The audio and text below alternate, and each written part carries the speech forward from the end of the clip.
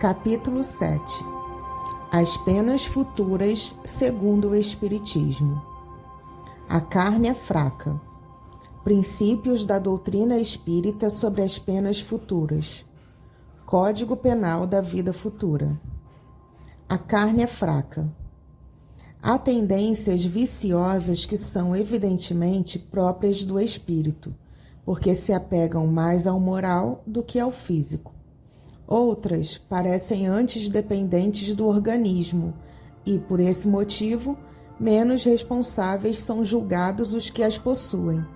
Consideram-se como tais as disposições à cólera, à preguiça, à sensualidade, etc. Hoje está plenamente reconhecido pelos filósofos espiritualistas que os órgãos cerebrais correspondentes a diversas aptidões devem o seu desenvolvimento à atividade do espírito. Assim, esse desenvolvimento é um efeito e não uma causa. Um homem não é músico porque tenha a bossa da música, mas possui essa tendência porque o seu espírito é musical. Se a atividade do espírito reage sobre o cérebro, deve também reagir sobre as outras partes do organismo. O espírito é, deste modo, o artista do próprio corpo, por ele talhado, por assim dizer, a feição das suas necessidades e a manifestação das suas tendências. Desta forma, a perfeição corporal das raças adiantadas deixa de ser produto de criações distintas para ser o resultado do trabalho espiritual, que aperfeiçoa o invólucro material à medida que as faculdades aumentam.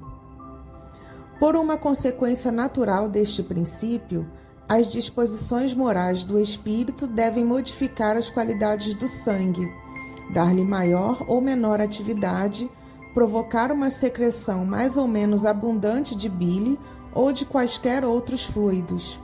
É assim, por exemplo, que ao glutão enche-se-lhe a boca de saliva diante de um prato apetitoso. Certo é que a iguaria não pode excitar o órgão do paladar, uma vez que com ele não tem contato. É, pois, o espírito, cuja sensibilidade é despertada, que atua sobre aquele órgão pelo pensamento, enquanto que outra pessoa permanecerá indiferente à vista do mesmo acepipe. É ainda por este motivo que a pessoa sensível facilmente verte lágrimas. Não é, porém, a abundância destas que dá sensibilidade ao espírito, mas, precisamente, a sensibilidade deste que provoca a secreção abundante das lágrimas. Sob o império da sensibilidade, o organismo condiciona-se à disposição normal do espírito, do mesmo modo porque se condiciona à disposição do espírito glutão. Seguindo esta ordem de ideias, compreende-se que um espírito irascível deve encaminhar-se para estimular um temperamento bilioso, do que resulta não ser um homem colérico por bilioso, mas bilioso por colérico. O mesmo se dá em relação a todas as outras disposições instintivas. Um espírito indolente e fraco deixará o organismo em estado de atonia relativa ao seu caráter, ao passo que, ativo e enérgico, dará ao sangue, como aos nervos, qualidades perfeitamente opostas.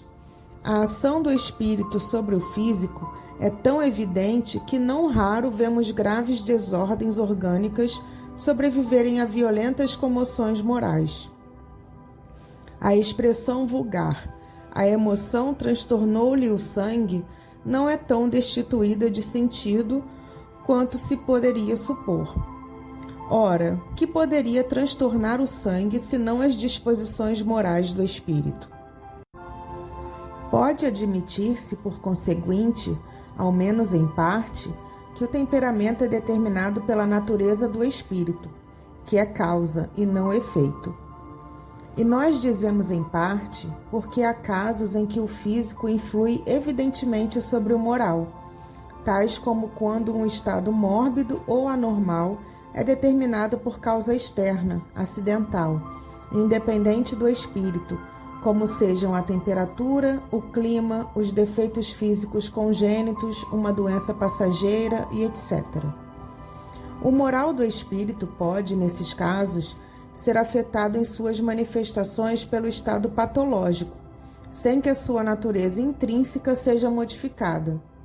Excusar-se de seus erros por fraqueza da carne não passa de sofisma para escapar às responsabilidades.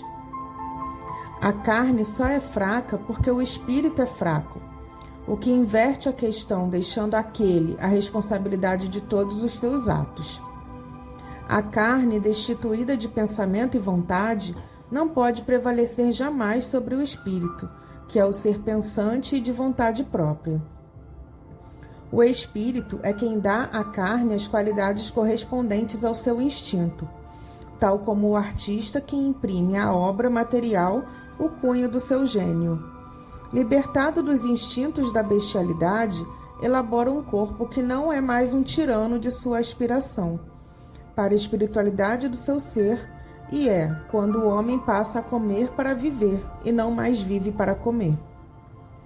A responsabilidade moral dos atos da vida fica, portanto, intacta, mas a razão nos diz que as consequências dessa responsabilidade devem ser proporcionais ao desenvolvimento intelectual do espírito.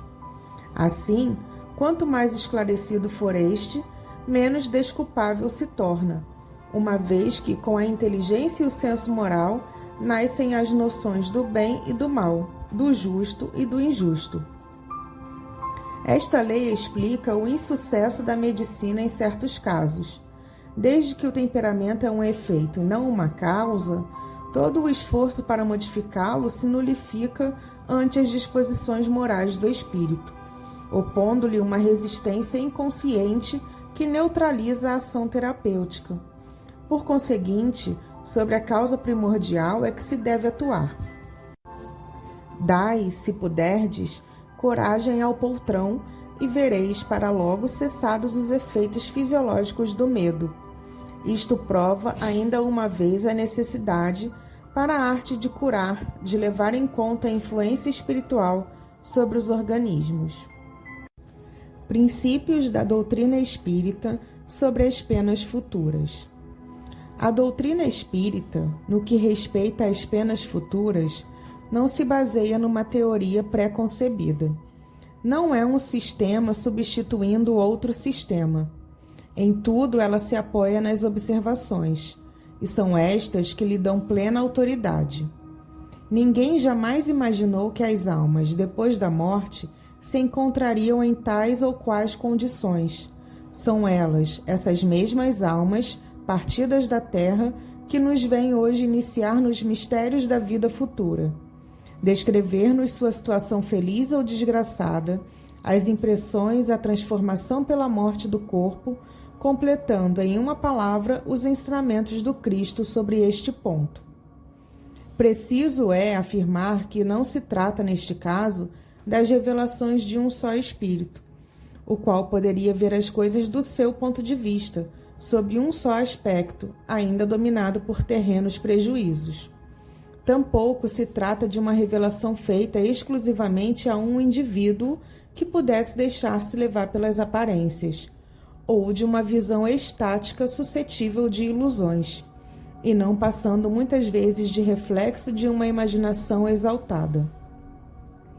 Trata-se, sim, de inúmeros exemplos fornecidos por espíritos de todas as categorias, desde os mais elevados aos mais inferiores da escala, por intermédio de outros tantos auxiliares, médiuns, disseminados pelo mundo, de sorte que a revelação deixa de ser privilégio de alguém, pois todos podem prová-la, observando-a sem obrigar-se à crença pela crença de outrem. Código Penal da Vida Futura. O Espiritismo não vem, pois, com sua autoridade privada, formular um código de fantasia. A sua lei, no que respeita ao futuro da alma, deduzida das observações do fato, pode resumir-se nos seguintes pontos. Primeiro, a alma ou espírito sofre na vida espiritual as consequências de todas as imperfeições que não conseguiu corrigir na vida corporal. O seu estado, feliz ou desgraçado, é inerente ao seu grau de pureza ou impureza. Segundo, a completa felicidade prende-se à perfeição, isto é, à purificação completa do espírito. Toda imperfeição é, por sua vez, causa de sofrimento e de privação de gozo, do mesmo modo que toda perfeição adquirida é fonte de gozo e atenuante de sofrimentos. Terceiro, não há uma única imperfeição da alma que não importe funestas e inevitáveis consequências, como não há uma só qualidade boa que não seja fonte de um gozo. A soma das penas é, assim, proporcionada à soma das imperfeições, como a dos gozos à das qualidades. A alma que tem 10 imperfeições, por exemplo, sofre mais do que a que tem 3 ou 4. E quando dessas 10 imperfeições não lhe restar mais que metade ou 1/4, menos sofrerá. De todo extintas, então a alma será perfeitamente feliz. Também na terra, quem tem muitas moléstias sofre mais do que quem tem apenas uma ou nenhuma. Pela mesma razão, a alma que possui 10 perfeições tem mais gozos do que outra menos ricas de boas qualidades.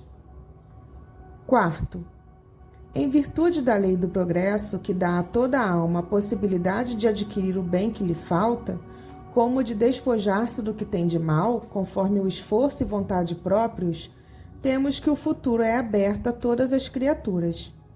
Deus não repudia nenhum de seus filhos, antes recebe-os em seu seio à medida que atingem a perfeição, deixando a cada qual o mérito das suas obras.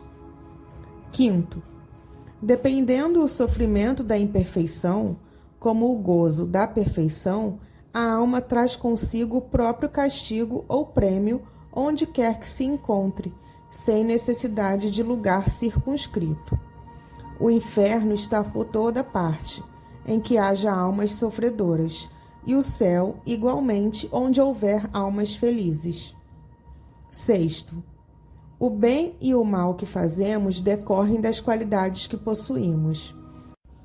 Não fazer o bem quando podemos é, portanto, o resultado de uma imperfeição. Se toda imperfeição é fonte de sofrimento, o espírito deve sofrer não somente pelo mal que fez, como pelo bem que deixou de fazer na vida terrestre. Sétimo, o espírito sofre pelo mal que fez, de maneira que, sendo a sua atenção constantemente dirigida para as consequências desse mal, melhor compreende os seus inconvenientes e trata de corrigir-se.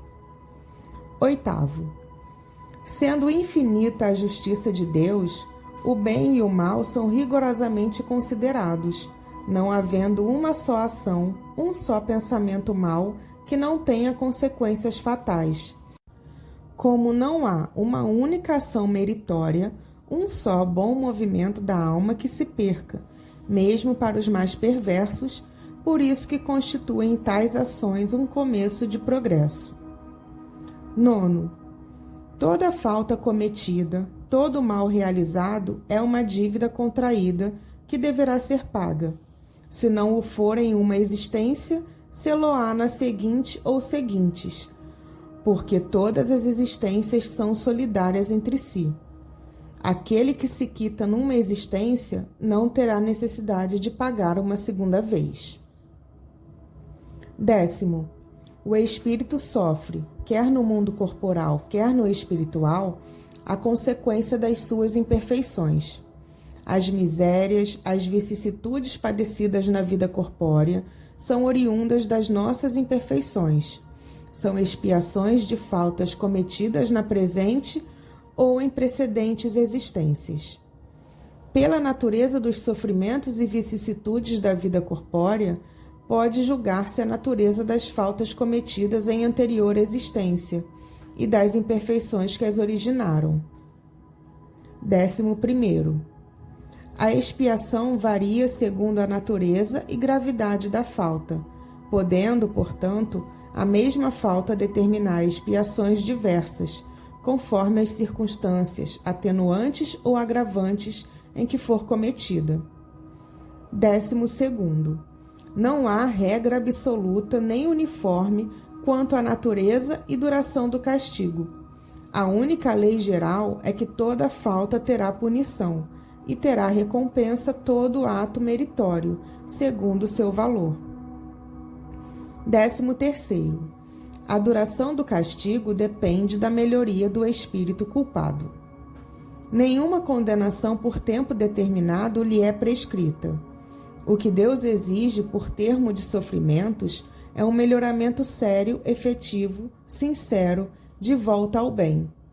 Deste modo, o espírito é sempre o árbitro da própria sorte, podendo prolongar os sofrimentos pela pertinácia no mal ou suavizá-los e anulá-los pela prática do bem.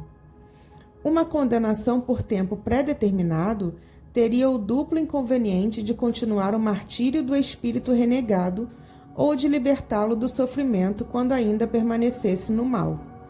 Ora, Deus, que é justo, só pune o mal enquanto existe e deixa de punir quando não existe mais.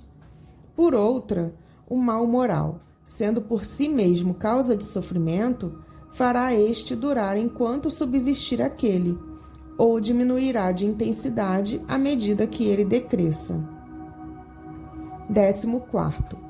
Dependendo da melhoria do espírito, a duração do castigo, o culpado que jamais melhorasse sofreria sempre, e para ele a pena seria eterna.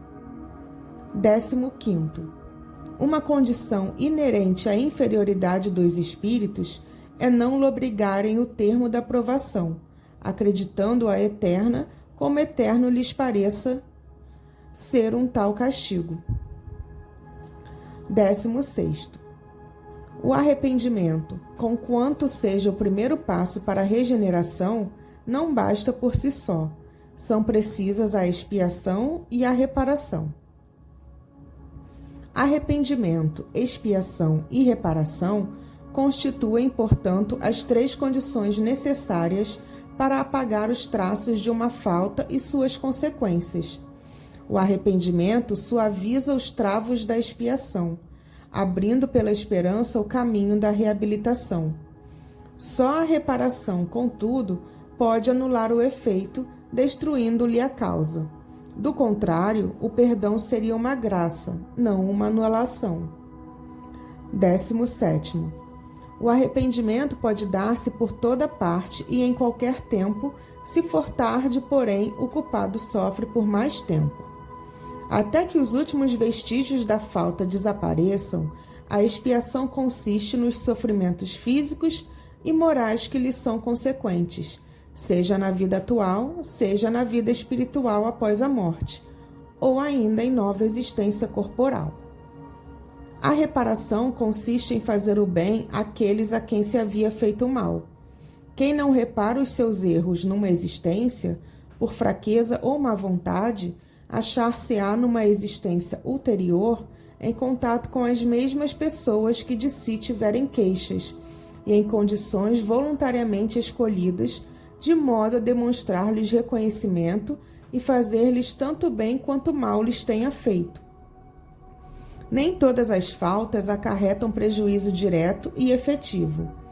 Em tais casos, a reparação se opera, fazendo-se o que se deveria fazer e foi descurado, cumprindo os deveres desprezados, as missões não preenchidas, praticando o bem em compensação ao mal praticado, isto é, tornando-se humilde se tem sido orgulhoso, amável se foi austero, caridoso se tem sido egoísta, benigno se tem sido perverso, laborioso se tem sido ocioso, útil se tem sido inútil, frugal se tem sido intemperante, trocando em suma por bons os maus exemplos perpetrados. E desse modo progride o espírito, aproveitando-se do próprio passado. 18º. Os espíritos imperfeitos são excluídos dos mundos felizes, cuja harmonia perturbariam. Ficam nos mundos inferiores a expiarem as suas faltas pelas tribulações da vida.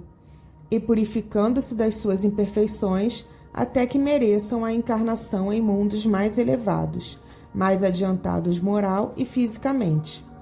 Se pode conceber um lugar circunscrito de castigo, tal lugar é, sem dúvida, nesses mundos de expiação, em torno dos quais pululam espíritos imperfeitos, desencarnados à espera de novas existências que lhes permitam reparar o mal, auxiliando-os no progresso.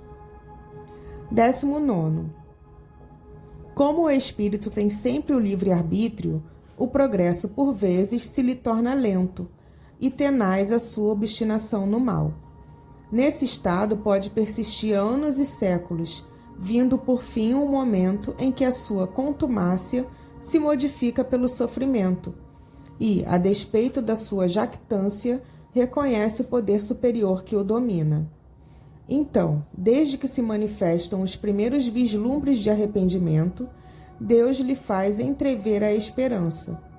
Nem há espírito incapaz de nunca progredir, votado à eterna inferioridade, o que seria a negação da lei de progresso que providencialmente rege todas as criaturas. 20. Quaisquer que sejam a inferioridade e perversidade dos espíritos, Deus jamais os abandona. Todos têm seu anjo de guarda, guia, que por eles vela na persuasão de suscitar-lhes bons pensamentos, desejos de progredir e, bem assim, de espreitar-lhes os movimentos da alma, com o que se esforçam por reparar em uma nova existência o mal que praticaram. Contudo, essa interferência do guia faz-se quase sempre ocultamente e de modo a não haver pressão, pois que o espírito deve progredir por impulso da própria vontade, nunca por qualquer sujeição. O bem e o mal são praticados em virtude do livre-arbítrio e, consequentemente, sem que o espírito seja fatalmente impelido para um ou outro sentido. Persistindo no mal, sofrerá as consequências por tanto tempo quanto durar a persistência, do mesmo modo que, dando um passo para o bem, sente imediatamente benéficos efeitos. Observação.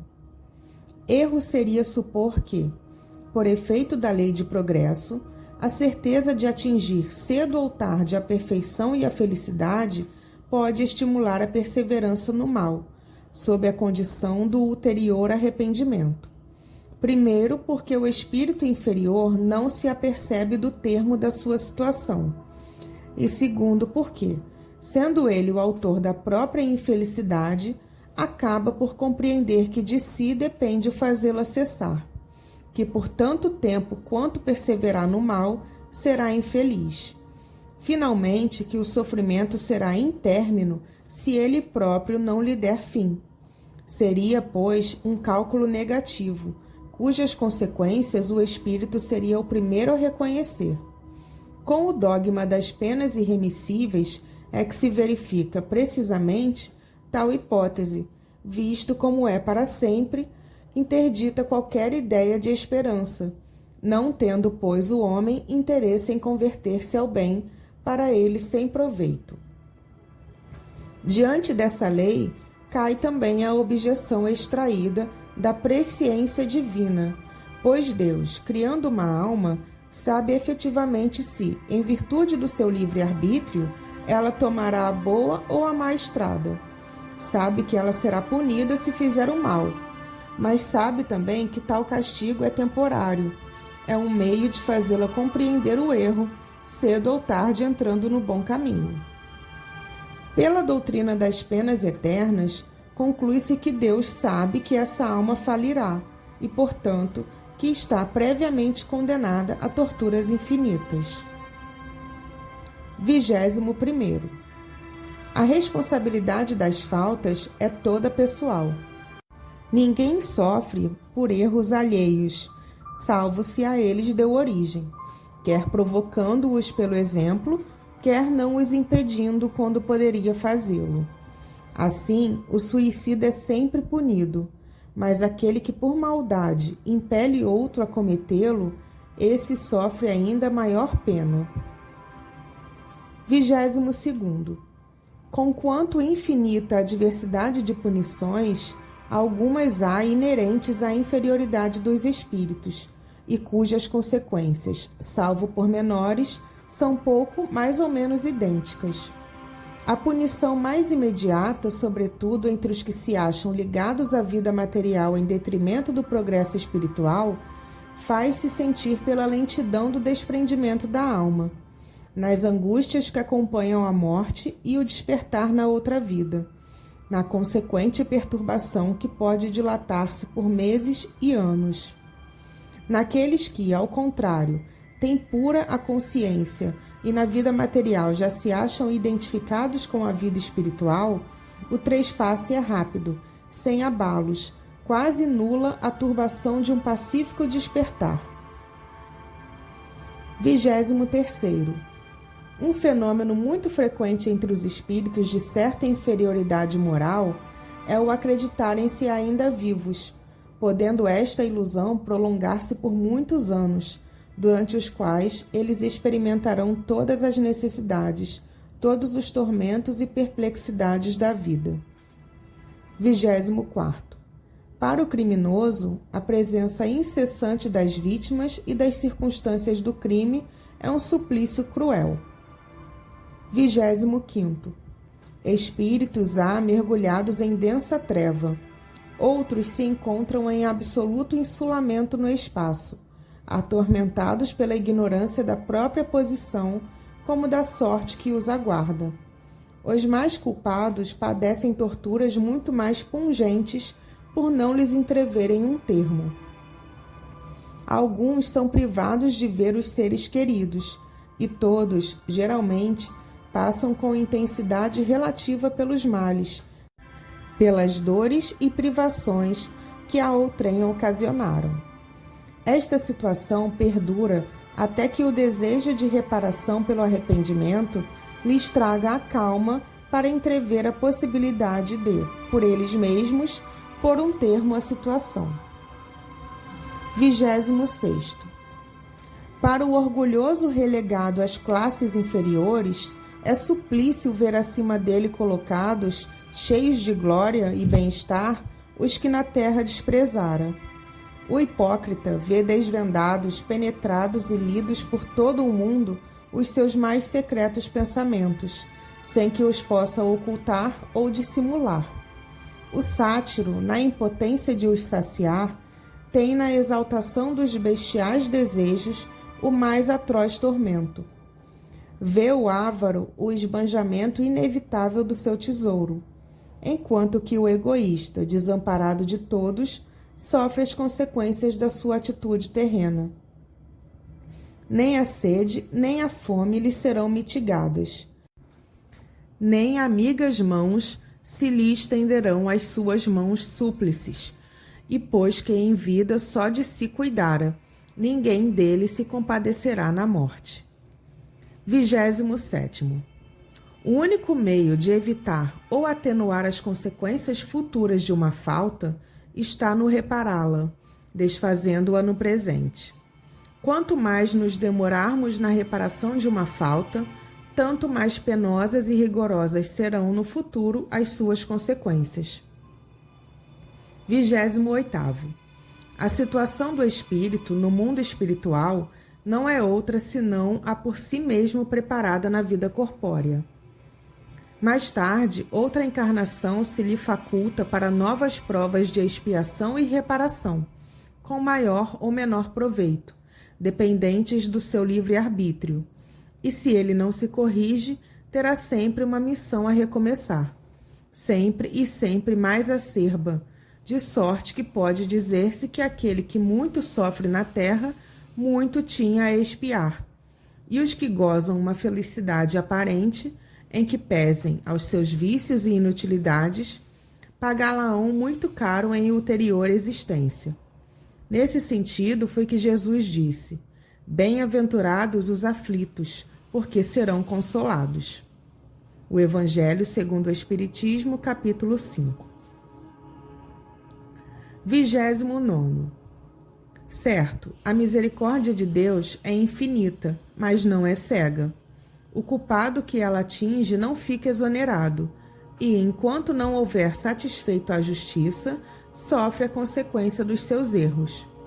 Por infinita misericórdia, devemos ter que Deus não é inexorável, deixando sempre viável o caminho da redenção. 30º. Subordinadas ao arrependimento e reparação dependentes da vontade humana, as penas, por temporárias, constituem concomitantemente castigos e remédios auxiliares à cura do mal. Os espíritos em prova não são, pois, quais galés por certo tempo condenados, mas como doentes de hospital sofrendo de moléstias resultantes da própria incúria, a compadecerem-se com meios curativos mais ou menos dolorosos que a moléstia reclama, esperando alta tanto mais pronta quanto mais estritamente observadas as prescrições do solícito médico assistente. Se os doentes, pelo próprio descuido de si mesmos, prolongam a enfermidade, o médico nada tem que ver com isso. 31ª. As penas que o espírito experimenta na vida espiritual ajuntam-se às da vida corpórea, que são consequentes às imperfeições do homem, às suas paixões, ao mau uso das suas faculdades e à expiação de presentes e passadas faltas. Na vida corpórea que o espírito repara o mal de anteriores existências, pondo em prática resoluções tomadas na vida espiritual. Assim se explicam as misérias e vicissitudes mundanas, que, à primeira vista, parecem não ter razão de ser. Justas são elas, no entanto, como espólio do passado, herança que serve à nossa romagem para a perfectibilidade. 32º.